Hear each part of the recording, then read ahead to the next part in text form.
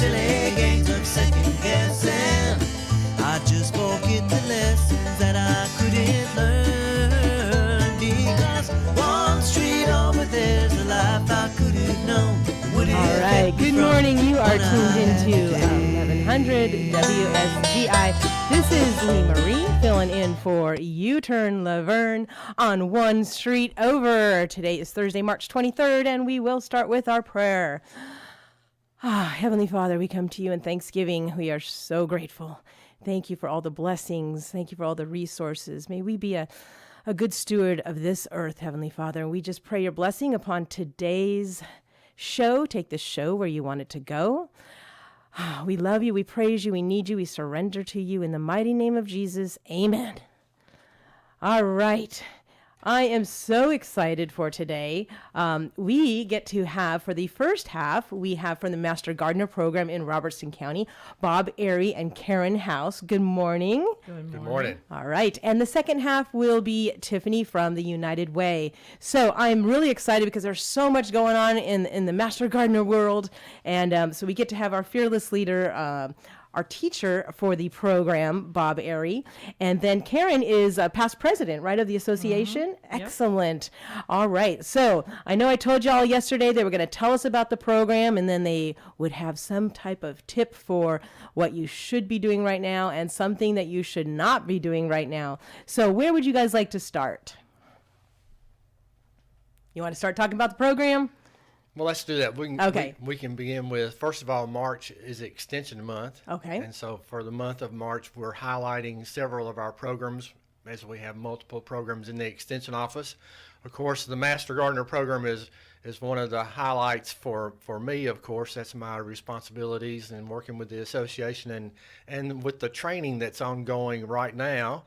We've got a class of 19 interns that are about halfway through their training and learning about all sorts of horticultural topics and what's related to those.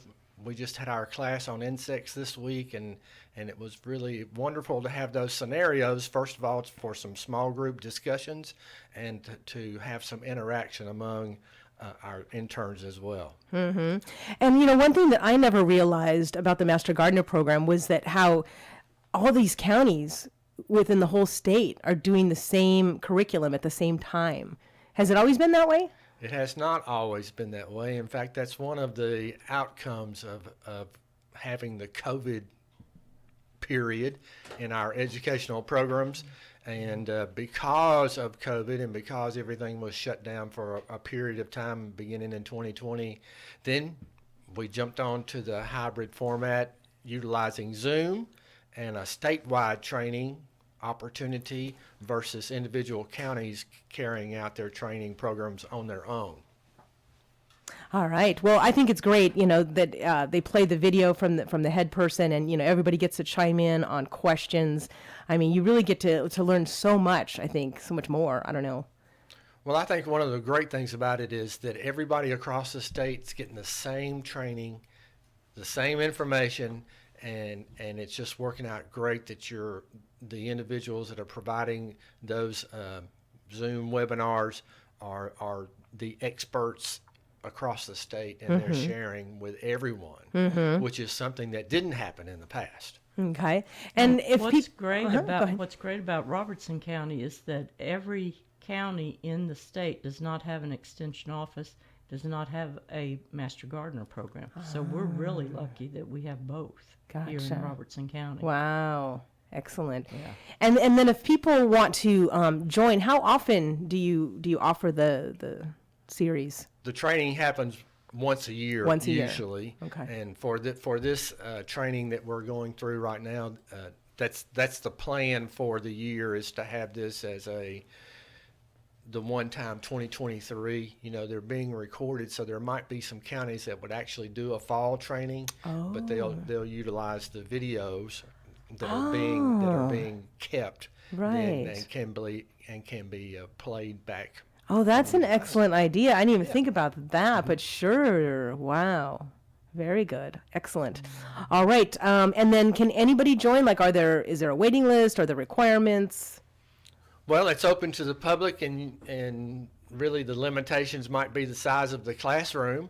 wherever we might be holding the event. And this year we're conducting the training at the Highland Rim Research and Education Center, which is a great place to meet and have the training and understand that there's some research that's happening.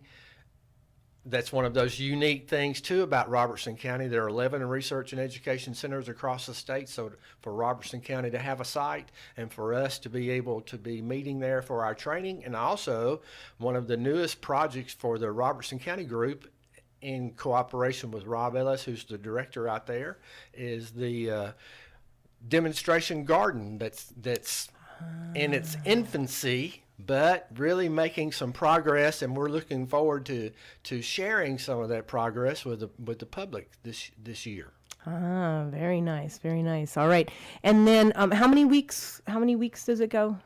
The training is 14 weeks. 14 weeks, and so what do they learn? What do they expect to learn coming in? Like, what are some of the, starting from the beginning to the end? From the beginning to the end. Oh, I mean, you have to know everything, but just in general, Well, and it is a general, and we're talking about everything that we can put into the 14 weeks that provides a broad overview of multiple horticultural topics.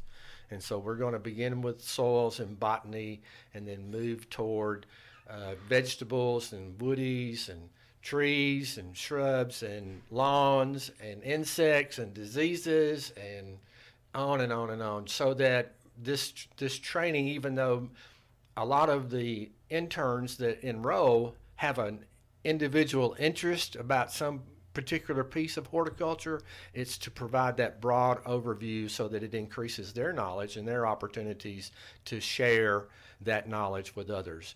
I mean, the Master Gardener program is really designed to be a volunteer development program so that they can be an extension of me and help people with their horticultural questions that they might have about their trees and shrubs and flowers and lawns or vegetable gardens or whatever the case, or how to identify this bug as we did this week, and is it a beneficial or not beneficial, Right. and then to make the decision what to do from there. Awesome. What a great idea, to make these interns that can then go out and help everybody else with their gardens and their lawns and everything. How long has this program been even going on? Do you know?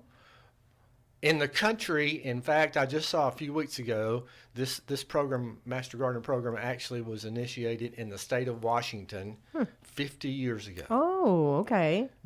And they're celebrating that anniversary during this time. In Tennessee, the first class was a combination of Williamson County and Davidson County, and it happened in 1986. Oh, okay. Awesome. So for 50 years, this has been going on, and it's all called Master Gardener Program Yes. for all the states? Okay. Yes.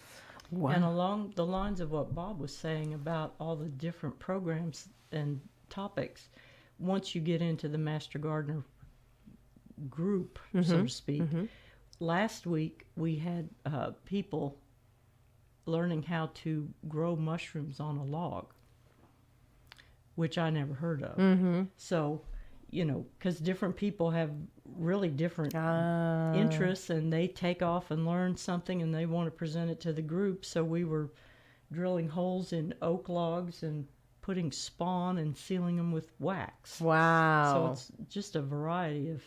So Karen, when did you take the class the first time? I took the class in 2019. Ah, okay. Yep. Right there. All right, 2019.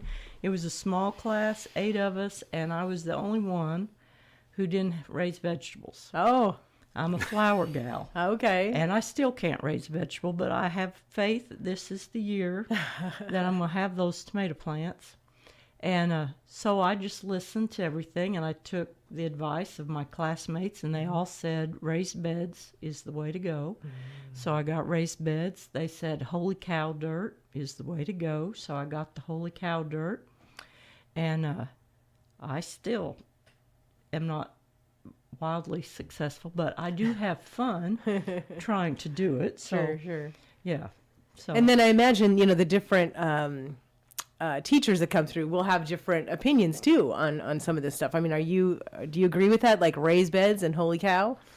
I think there are all kinds of opportunities, and that's another great thing is that there's so much sharing that happens as a part of the training and the interns that are involved, and the different techniques that they're using, or the individual areas where they've increased their knowledge, and the sharing happens because I never thought about growing mushrooms from a log in my backyard kind of deal. I never have done it, but I know it's it's wildly popular, and it's one of those topics that as we continue to evolve in our gardening interest and our encouragement for doing things that are environmentally friendly, or to encourage pollinators, that's a big emphasis right now, that we might have our monarch way stations, or we might want to plant a pollinator garden just to encourage all kinds of pollinators, and there are just thousands of pollinators out there that we can invite to our gardens and let them enjoy.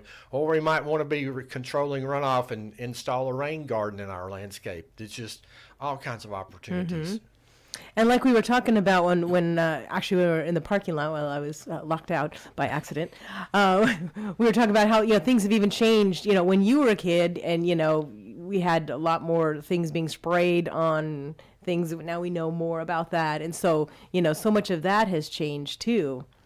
Wildly, I think of the common use of, we talked about it in class this week, common use of 7, or to make that choice or not, and Malathion, and some of the others, where today there are so many more environmentally friendly options, more organic,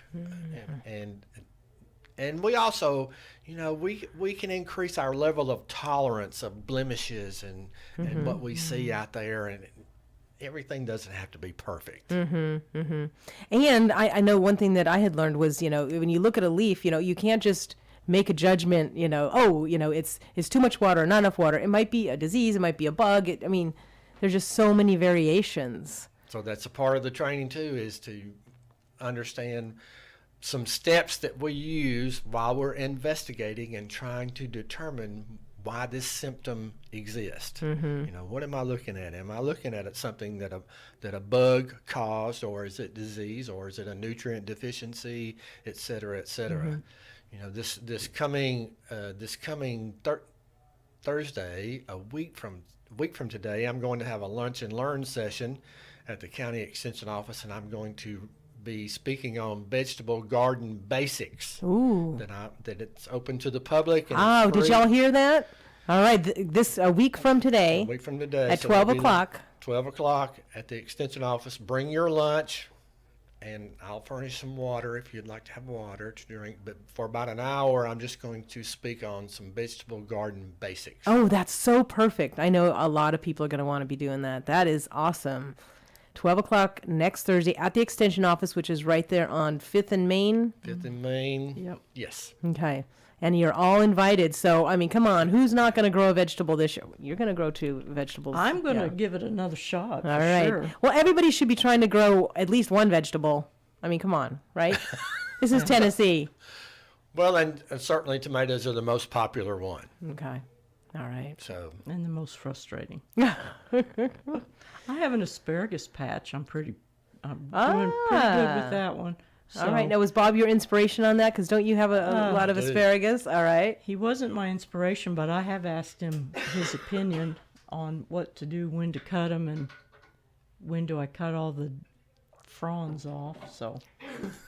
All right. Well, that's a great segment. You said when to cut. One of the things yesterday we said is we were going to get some tips on some things that you should be doing right now and should not be doing right now. So, pruning. I'm just going to be patient at this particular point in time, and whether it's reflecting on the damage that might have been caused, excuse me, the December flash freeze, plus some of these other freezes that we've had just in the last week or 10 days, where we got down at my house, it got down to 17 degrees one morning, and then there were two consecutive mornings that it was 20 and 21 degrees. And my Japanese maple certainly showed the symptoms. The leaves are just wilting and drooped at this particular point in time. But it's amazed me how some plants have just it's like they haven't been fazed by that at all, and I just it's just questionable to me. Why didn't that bother you? On the other hand, I'm like some others. I took a laundry basket and a quilt and covered up my peonies because I didn't want those to be caught in that new growth that's 6 or 8 inches tall to be caught in that 20 or 21 degree night. So so I was able to protect those. But at this particular point in time, here we are, the 23rd of March. It'd be great to be thinking about cool season vegetables that I'd like to plant in the garden, but it's too wet. It's still very cool. So I saw this morning that maybe next week it's going to be more normal. What's really normal, like mid-60s for us. So if there's enough sunshine to dry things out, then maybe next week would be a good time to prepare and to plant cool season vegetables. But pruning, we can still wait for a little while. We're not in any hurry about that. And we're certainly going to have some more sub-freezing temperatures. That's just going to happen. I know when I first got to town, I heard a lot of people would always throw around the April 15th date. If you can make it through tax time. But then now lately I've been hearing May 1st is actually the safe date. Do you agree with the May 1st or? I agree. I agree with May 1st.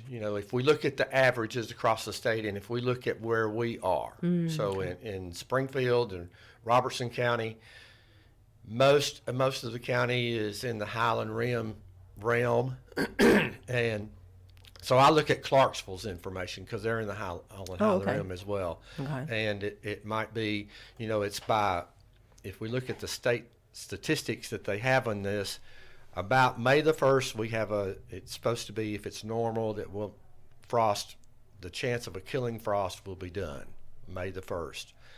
I still don't plant anything that's a summer crop. I don't set out my tomatoes or my peppers or plant my green beans and those kinds of summer crops until after Mother's Day. Okay. The danger of frost normally is past, but still sometimes the soil is cold and it's wet and seed germination doesn't happen uniformly, or my tomatoes, they just sit there and they're waiting for that soil to warm up. So I just hang on to them. I try to be there's patience. We have to have patience as gardeners. Oh, I'm sure that's hard sometimes. It is. All right, and I just want to remind y'all that I know some of you are listening on air on 1100 a.m., but you can also watch on Facebook. So you can go to the WSGI Facebook page or the app for WSGI, and there's actually a spot where you can put comments or questions. So if you do have comments or questions for our Master Gardeners Extraordinaires, then you can put them there, and even if we don't see them during the show, they can still answer on Facebook. So that's just another option out there. And by all means, you need to share this with your friends, especially, all of you know somebody that's planting something. I mean, goodness, I think this is such an important class. It should almost be required. You know what I mean? I mean, that's how for everybody, everybody's got land out here in a lawn or a garden, and there's so many things. One of my favorite things that I heard the other day was said, don't kill, what was it? Don't exterminate the killer of your enemy or something. Otherwise you'll end up doing his work. So, a lot of people see insects and they just want to spray. Well, you might be killing something that's actually eats the pests that are on that plant. And so you don't want to just kill every bug you see, because all bugs are not created equal, right? Well, and something that Bob said, he's going to do his luncheon, which is free, but the Master Gardeners, we have our first ever spring seminar coming up on April 22nd out at Highland Rim. Okay. And it's from 9 to 12, and we're charging $10 for the public to come. Great. And it's $5 for Master Gardeners. But what we're trying to do is start spreading, and it's kind of like a small class. It's like at 9 o'clock, we're going to have somebody come and talk about bees. Oh. From the Robertson County Bee Association. What to do to encourage bees, what to plant in your yard, how to do, if you get a swarm, who to call, that kind of stuff. And then at 10 o'clock, we're going to have somebody from Native Plants come and talk to us about why you want to use native plants. They're less susceptible to die, they're non-invasive, the pollen that you get from a native plant is greater than the pollen from a non-native plant. And then we're going to have Bob, who's going to come and talk about vegetable gardening to kind of round out. So it's going to be a Nice. morning of learning about what we do Okay. and how to do it in your yard. And all the money that we raise goes towards our demonstration garden, Nice. which we plant different types of plants, different varieties of plants, so people can see, if I want this plant, how does it grow here? Well, you can come out and see. We've planted it. We've got everything labeled, and we can answer you. We're putting in drip irrigation. Nice. So if you're interested in learning about drip irrigation, we'll have it there. And that's Saturday, April 22nd? Saturday, April 22nd, 9 to 12 9 at to 12. Highland Rim. Okay, the Highland Rim. Oh, that is awesome. I'm definitely putting that on my calendar. Yeah. And then we also have a vegetable patch out at the back, and we're going to be trying some things like called lasagna gardening, which I'm not quite sure what that is, but I'm going to Is that like learn. layered? Yeah, Okay. you It just is. layer stuff and you don't dig a hole, right? Right. You don't dig the dirt, the soil. Lord help me, soil. Soil. Yes, Soil. I know. I say dirt all the time. Soil.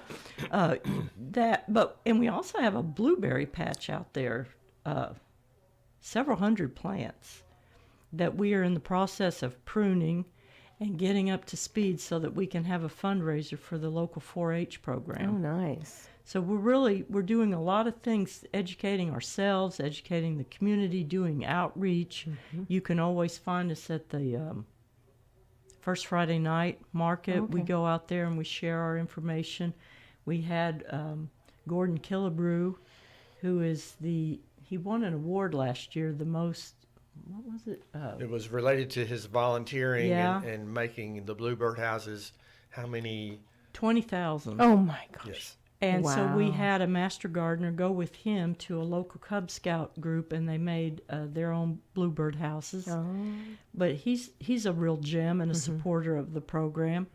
And then on May 13th, the Saturday before Mother's Day, we have our big fundraiser, which is our plant sale. And it's basically, if we can grow it, you can grow it, because 9/10 of it is going to be stuff that we dug up out of our own yards that we divide, and we'll have sun and shade and perennials. We had we'll have some small trees, herbs and vegetables. This year we had access to a greenhouse out at Highland Rim, and we've got all kinds of stuff started there. So not only do you get a wide variety of plants, but you get stuff that we can grow. You get it at a much better price. And where will the location of this sale be? Now that one will be at the Extension Office, 5th and Main. Okay, 5th and Main. Yep. Definitely, I'll put that on your calendar because I think that's the Saturday before Mother's Day, isn't it? Yep, and it's 8 to 2. Ooh, there you go, right there. Gets a bunch of presents for Mom. And we do some small dish garden stuff like that. So we'll put together some gifts for moms, for kids especially. There you go. who want to come And you can buy get that. some stuff and just say, "Hey, Mom, I'm going to plant all this for you for Mother's Day." You know, you could get it there, right? Yeah, and we have Gordon's birdhouses for sale. Oh. He doesn't sell a one, 20,000 and counting. Well, and you talked about the different fairs that you go to, and I'm really appreciative that you guys had somebody at the Orange County Fair in the exposition room where they have the photography and all the exhibits, the exhibition hall. Yeah, because that is where I actually first heard about Master Gardener. I was volunteering in there, so I was in there for several hours, and so you kind of walk around and talk to the other people that are working the booths, and I met a gentleman there who told me and my husband all about it, and we were like, "Oh my gosh, we have to take this," but our schedules never opened up to those times that we could, and so but that is where I first heard about it, and I know they do a really good job there because they're always there and just at that table answering a million questions, and then my mother-in-law was there the next year, and that's where she heard about it and got on the list. So when it came around this time, she said, "All right, it's on Tuesdays, 9 to 12. I'm like, "All right, I can do it." So I'm so thankful that it worked out, for my schedule. And we hope to have, some evening classes. If we look toward 2024, some people can't come in the daytime. Right. So we might offer the opportunity to take the class in the evening. That'll be great. If you do, I think my husband will be the first one to sign up. But in the meantime, there's a lot of good videos too. I noticed that just there's UT videos. Like he found one on his own. Yeah. So they're like mostly on YouTube, or how can like the public find those? Most of what I find online outside of the training are available on YouTube channels. Okay. Or YouTube videos, because many of the specialists there, it goes back to how things have changed since COVID happened. There's a lot more webinars that are going on and offered, and so many of the departments within the Institute of Agriculture at the University of Tennessee State University, that's just something that wasn't available before. They didn't record it before. You were there live and in person, or you missed it. So it's great that they've recorded those and they're available. There's just hundreds of topics, and so to fit your individual interest that you might have. So whether it's trees, shrubs, vegetables, pollinators, I mean, it's all out there. And then the UT website, they probably have a bunch of links on that too, right, for videos? Or some are available. documents. I think there's been a great effort to consolidate so much information on a single website. And so if you go to uthort.com, type in a keyword, then you're going to be connected to those resources that are available related to that topic. Okay. uthort.com. uthort.com. And the beauty of that is it's all research-based. So you're getting the best of the best. Okay.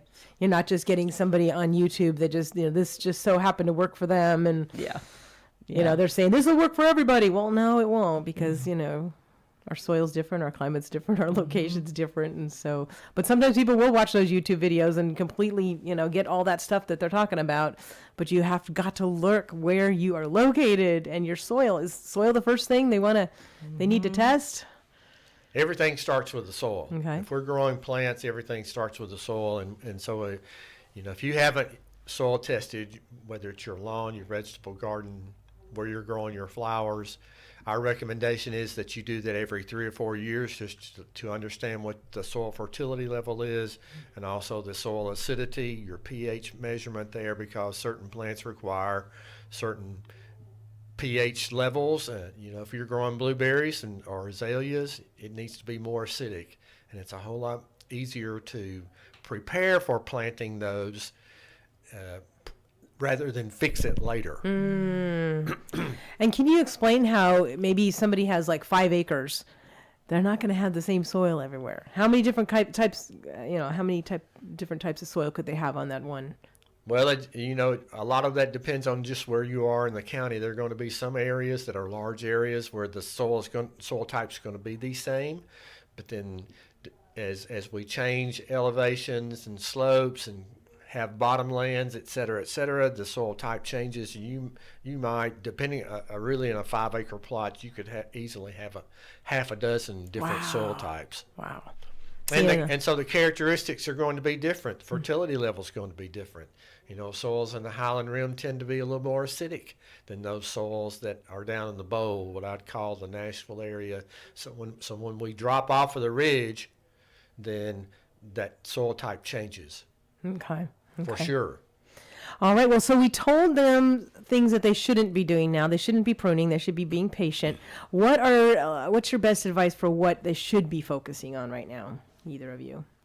Well, I think if we look at it from a vegetable standpoint, for myself, I'm thinking about my cool season crops. I'm waiting for the soil to get dry enough to work so that I can prepare that and plant my broccoli and my cabbage and my onions and some of those cool season crops.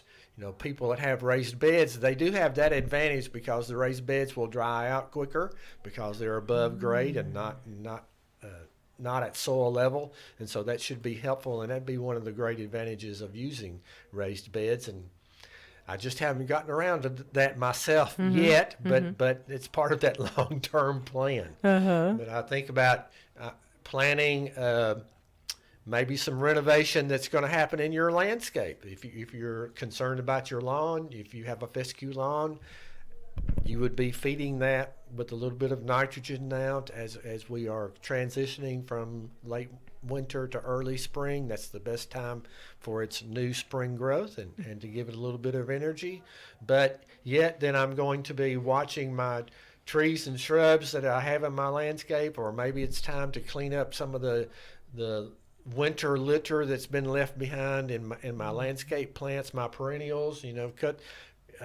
My neighbor the other day had a team that came out and they took their ornamental grasses and chopped off the dead from the ornamental grasses, just preparing for the new year to begin and the new growth to emerge. So lots of it'll happen quickly, of course, and still we're going to try to be patient about all of this, but there are going to be some things that'll all of a sudden the time is now, and to be able to do that. Speaking of winter litter, is that what you called it? Yes. Some of us that still have a bunch of leaves all over the lawn, is that okay just to mow them up and just let them go back into the grass? Well, it is. It Okay. is. It's that's a great way to return the organic matter back to the soil, and rather than picking them up and taking them away or burning them, just let nature take care of them, and going over them with the lawnmower and making the pieces smaller, then that'll help that to disappear quicker. That's a great answer. I love that. Yes. So all of you with a bunch of leaves in your yard, you can just tell people, hey, I just need to use those. I'm not being lazy. I just need to get those back into my lawn, right? Okay, Karen, do you have some advice as to what people should be doing right now, or what are you doing right now? Well, I'm in the ornamental grass camp. I've got a lot of that around a pool. So those were my tip for that is get you a bungee cord and put a bungee cord around the grasses and then cut them. So then when you cut them, they're all together, because you get a clump like this and you start sawing, they start falling and stuff. Just bungee them up and then cut them, and then you can take them as one big clump away. Makes it a lot easier. I never heard of that. Wow. Tip for the day. Yeah, tip for the day. Awesome. All right. So we are at 11. Is it really 7:35? Let me see. It is. We're going to keep going if we can. Is that all right? Are you guys able to stay? Okay. Because if the second guest arrives, then we'll bring her in. But I have not seen her, so we get to go for more time with you guys. All right. So what else? Because I know you got some notes there, Bob. I see ya. Well, Karen mentioned about the day on April 22nd where we're going to have those seminars out at the Highland Rim Research and Education Center. That's just going to be a great opportunity to learn about the different garden spaces. The blueberries that are on site there have been there for a long time. 40 years. 40 years? So oh, wow. it's I've worked with the extension and I was here, and I can remember when those were planted. Oh my gosh. And it was planted. You must have been a child. Well, thank you.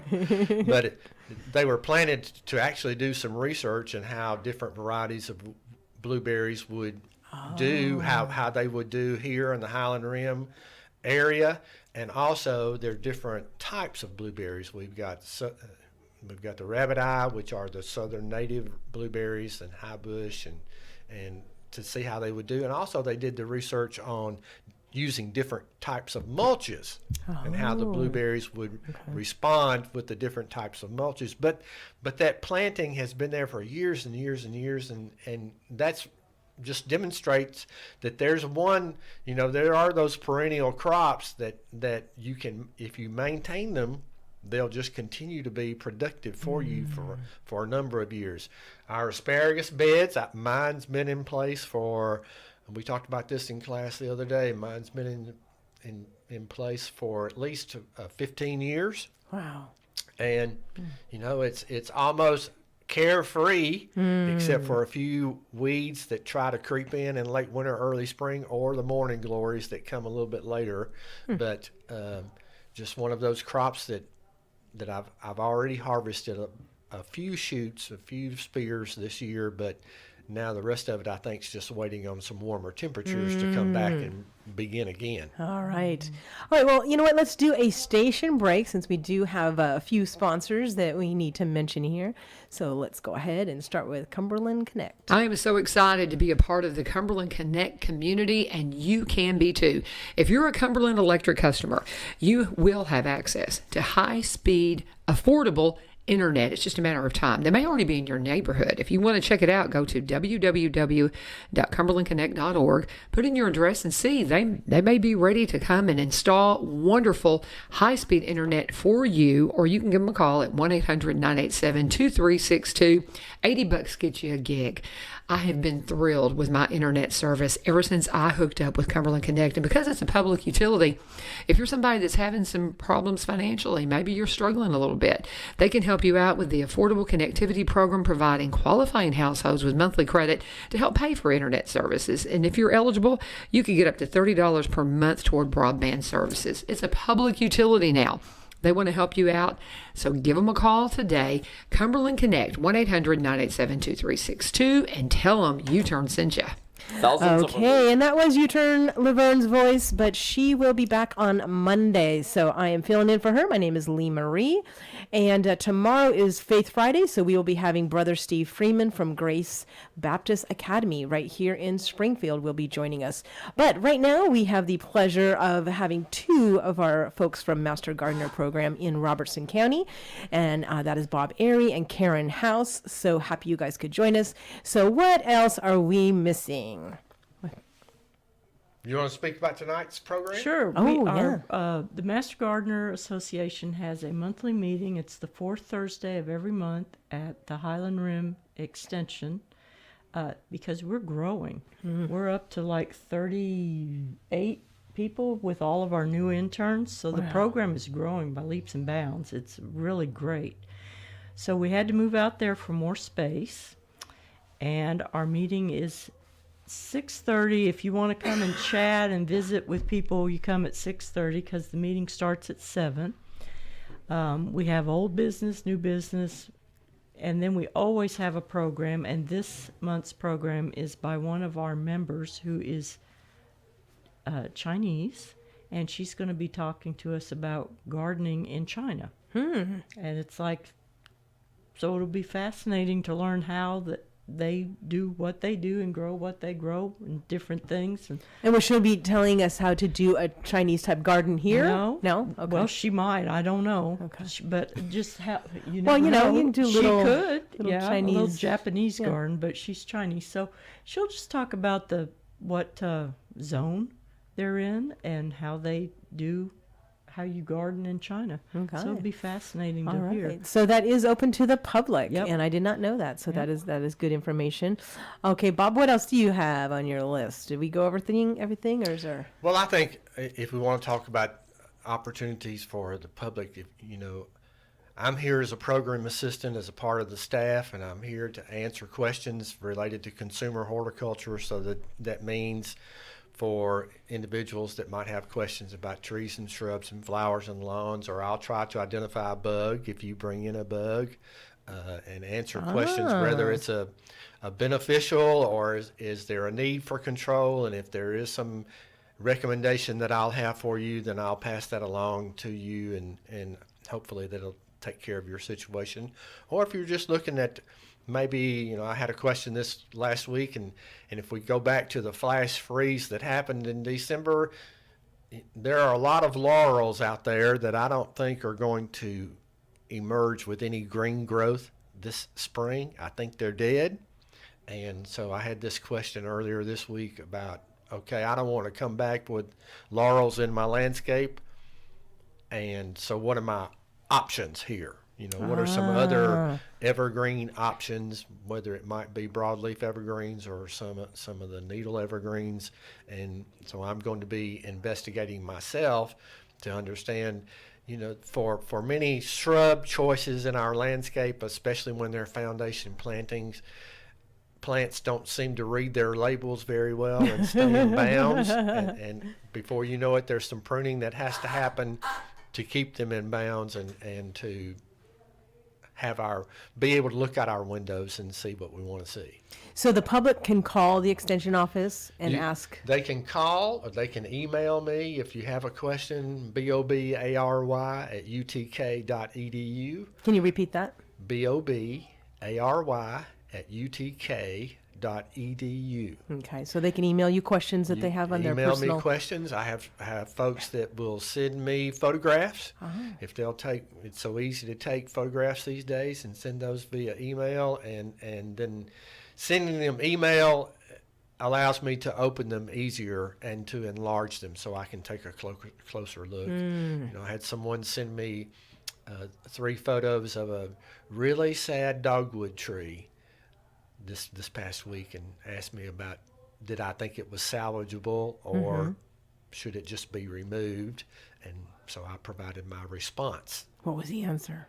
The answer was, take your family and gather around the tree and say goodbye and then cut it down. Oh, gotcha. That was my answer. Yeah. So they can call or email you with questions from. That is awesome. So right now during the training, while training's going on, I mean, I'm part-time, just supposed to be 10 hours a week. So trainings are happening on Tuesday mornings. So my plan is to be available in the office on Tuesday afternoons. Oh, okay. Until after the training is done, and then we might change the day of the week that I'll be. But it's like I just wanted to try to schedule one day that I'll be in the office. So if you want to come and see me, then we'll try to plan that I'll be there. Okay, and do they need to call ahead to make an appointment? Not to make an appointment, you might just call ahead and just Make sure confirm you're that I'm there. going to be there if you wanted to come and see me in person. But again, I'm available for phone calls during that time, or send me an email anytime. I check my email every day. Okay, great. So you get over to the office maybe like around 1 or something like that? Yes, while the trainings are going on, and that right now, Master Gardener training, that's going to continue through that first Tuesday in May. In May. Yeah. All right. And then if the public wants to get involved with perhaps some of the other projects that they're doing, do they take just volunteers from the public as well, like for the cleanup days or the tree day or?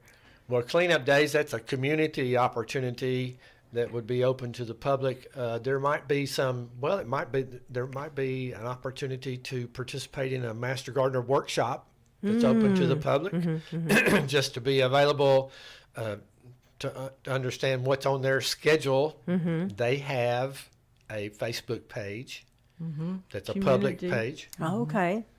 We also have an Instagram.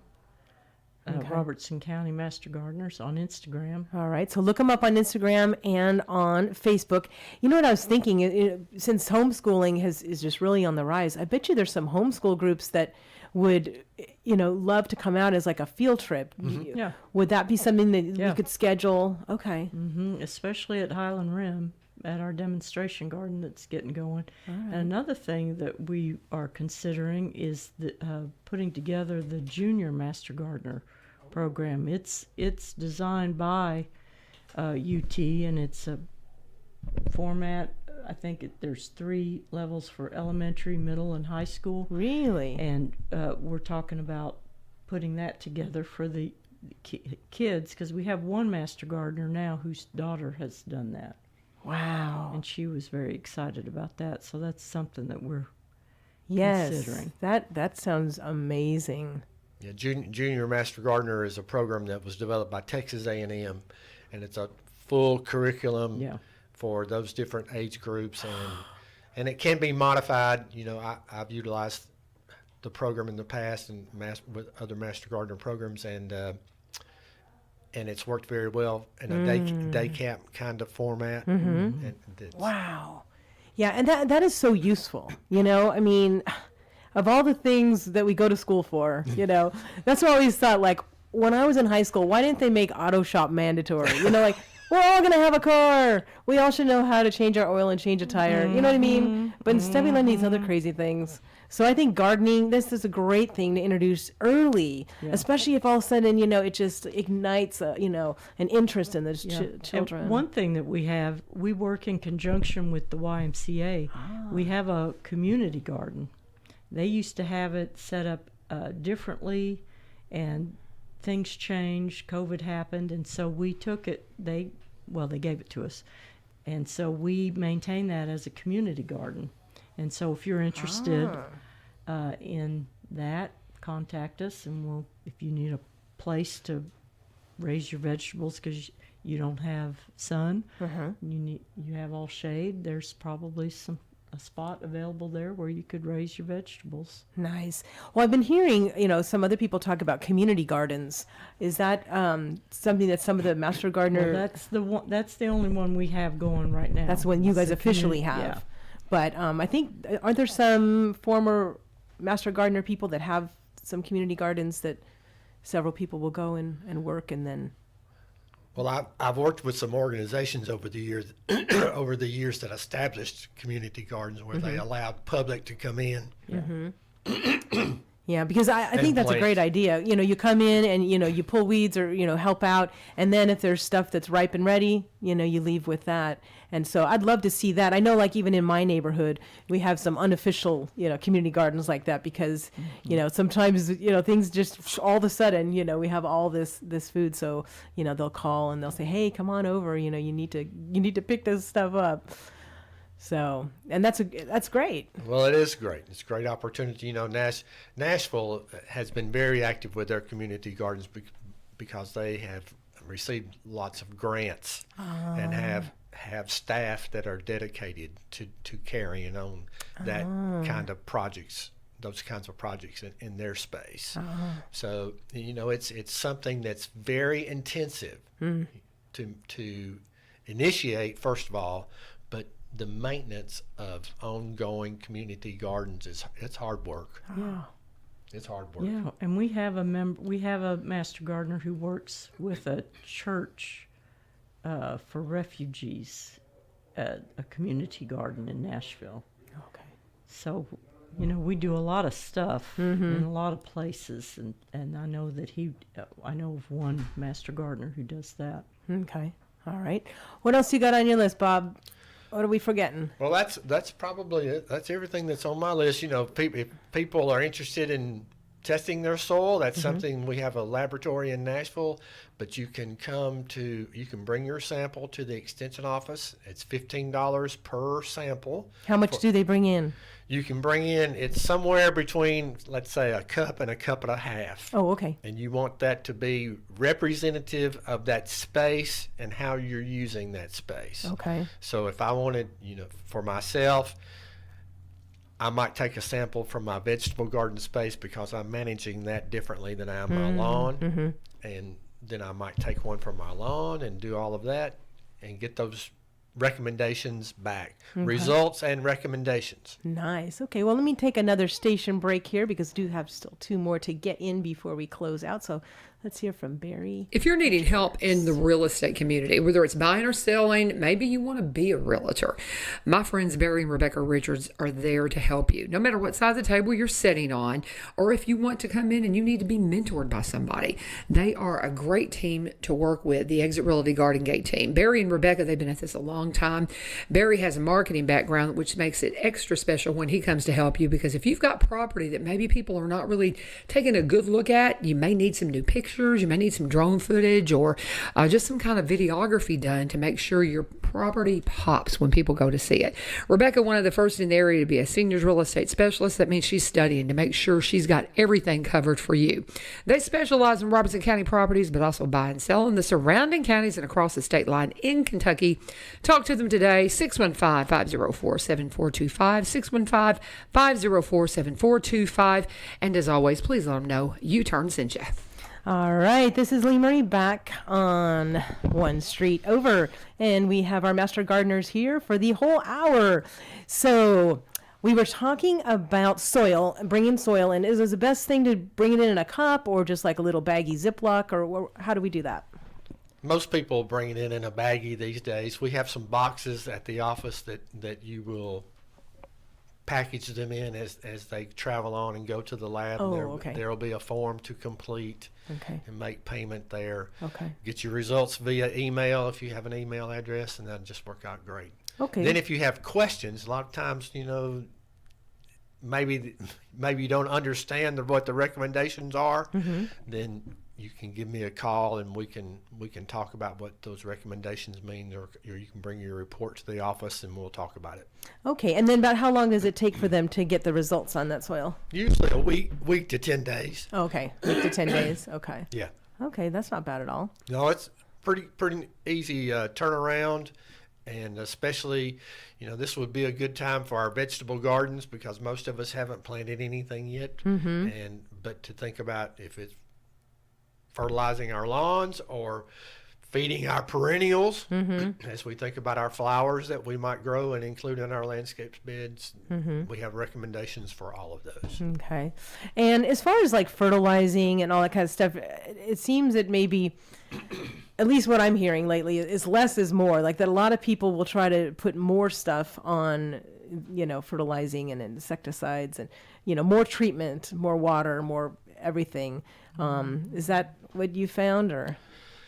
Well, there's that tendency for gardeners and homeowners in general, and I think about the lawns, for feeding as well, to do too much. Okay. I mean, that's one good reason to take those soil samples and get the recommendations back, so for instance, when your tomatoes need to be side dressing, you need to be feeding that nitrogen and how much you need to be applying, rather than just willy-nilly, I'll use that term, just reach into the bag and toss it out there.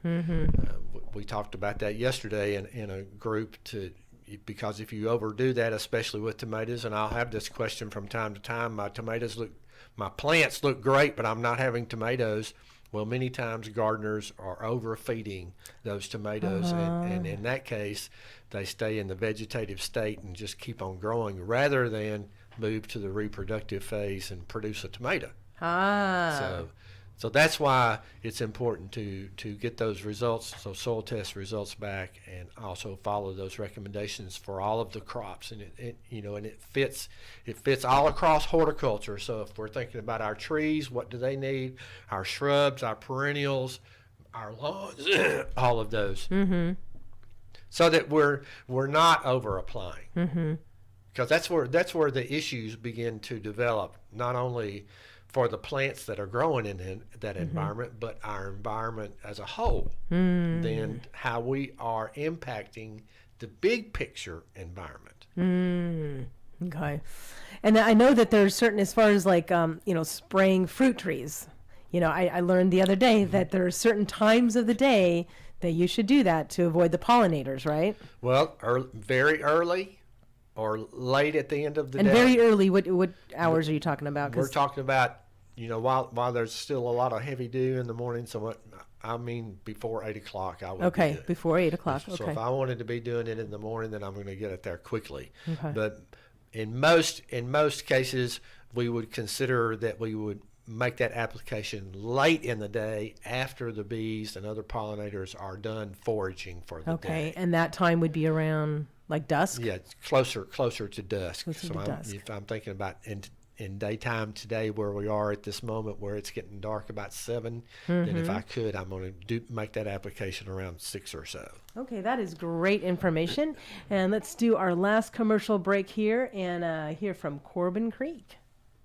It's always a great day to check out Corbin Creek Greenhouse Gifts and Gardening Center. Now, a couple of dates they want you to save the date for. First up, on April 1st, that is the Full Bloom Festival. And then coming up on May 13th, they have got their Customer Appreciation Day. Both days will get started at 9 a.m. Got free hot dogs on Customer Appreciation Day, and then a planting station that the kids can come out and get something beautiful ready for Mother's Day. And, of course, the Full Bloom Festival coming up on April Fool's Day, April 1st. Come out and see everything they've got to make your garden grow perfect this year. Be sure and check out all the things they have inside the store. Of course, there are CBD products, which I rely on. Really a help to any kind of an inflammation issue, or maybe you have trouble sleeping. And they have all kinds of great gift items. A wonderful place for you to do your shopping, gift giving, whatever it is you need. Corbin Creek Greenhouse Gifts and Gardening Center. Go and check them out today. They're at 4920 Highway 161, or call them 615-384-3185, 615-384-3185. Tell them U-Turn sent you. All right, so we just have a couple minutes left with our master gardeners, and we were just talking on break. Said, hey, what about indoor plants? Do you have any pointers for people with indoor plants?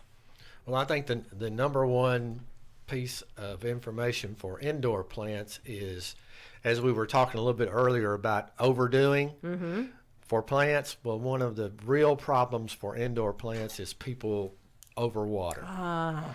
And when you overwater plants, whether they're indoors or outdoors, many times that leads to a root rot environment. And so they're going to decline and begin to show those symptoms and maybe even die. So we want to, as we think about our application of water, especially for the indoor plants, give them what they need, but be careful not to overdo, because there are more plants, indoor plants, that are killed by overwatering than any other pest or condition that they experience. Oh, that's good information. Yeah. And from time to time, as we experienced in our class the other day, someone brought in a jade leaf from a jade plant, and it had some pest on it, and it might be something that that's not quite right. That's not how it should look. So just put it in, bring me a sample, and I'll look at it under a microscope and see if that pest is there, and decide then if there's something that we need to be doing to change that. Awesome. All right, so y'all have homework. You can go around your house at your indoor plants, or you can go around your yard and start putting things in baggies, bugs and leaves and all that kind of things, and just, drop on by, see Bob, and say, hey, this is what's going on. What is this on this leaf? Or, drop off your soil for sampling. There's so much that we can do, and look at these fabulous resources that you guys have at your fingertips. You don't have to just guess now. You can actually be doing something and knowing you're doing the right thing. And how important it is right now to be growing our own food, especially, without all the crazy pesticides that get put on things when we don't grow our own food. So it's so important right now. And I appreciate all the work that you guys are doing in the community. It is just astounding. And all the people that I met from Master Gardener are so nice and so giving and so knowledgeable. And I can't believe, what a wonderful group of people. So I hope that all of you guys will press into them and come in and meet them. Tonight you can meet them at the meeting over at 5th and Main. Highland Ridge. Tonight is at Highland Ridge. Thank you. Yep. Okay, I would have gone to the wrong place. Yep. So tonight's meeting is at Highland Ridge. So anyways, you have been listening to 1100 WSGI. This has been Lee Marie filling in for U-Turn Laverne, and I will be back for one more day tomorrow as we have Faith Friday, and we will be having Brother Steve Freeman. So again, thank you, Bob Airy, and thank you, Karen House, for joining us. And we will see you guys all tomorrow. God bless and make it a great day.